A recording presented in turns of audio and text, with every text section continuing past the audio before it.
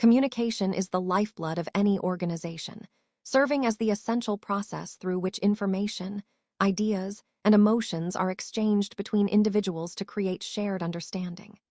To define it formally, communication is a dynamic, continuous process that begins when a sender develops an idea and encodes it into a transmissible form, such as speech, writing, or body language.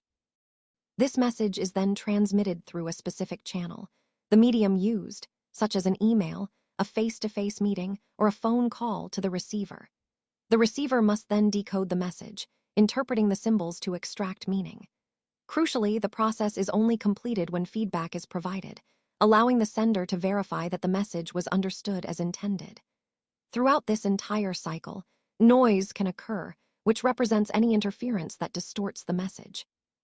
The effectiveness of this process is frequently challenged by various barriers to communication, which act as filters or hurdles that distort the original meaning of a message. Semantic barriers occur when the same words mean different things to different people, often due to the use of technical jargon.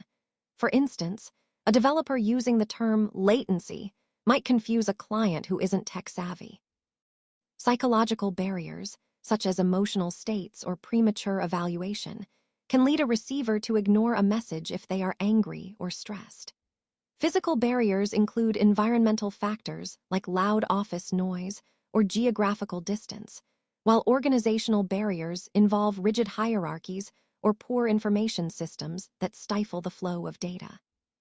Finally, personal barriers like a lack of confidence or a fear of authority can prevent an employee from speaking up, even when they have vital information.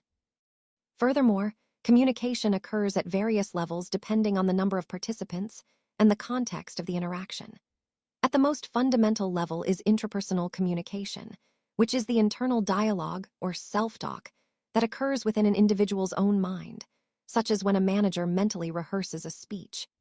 Moving outward, interpersonal communication involves a direct exchange between two people, such as a one-on-one performance review.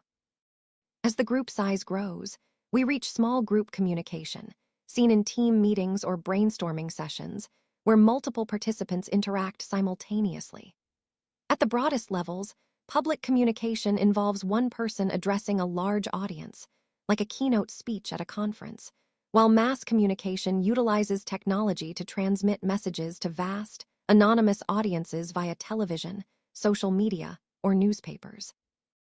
In an organizational context, these levels are further categorized into organizational communication, which can be formal, downward, upward, or horizontal, or informal, the grapevine. Downward communication occurs when a CEO sends a memo to staff, while upward communication happens when a technician submits a report to their supervisor. Horizontal communication is the peer-to-peer exchange between department heads to ensure coordination. By understanding these processes, identifying potential barriers early, and selecting the appropriate level for the message, a manager can ensure that the meaning of their message survives the journey from sender to receiver intact.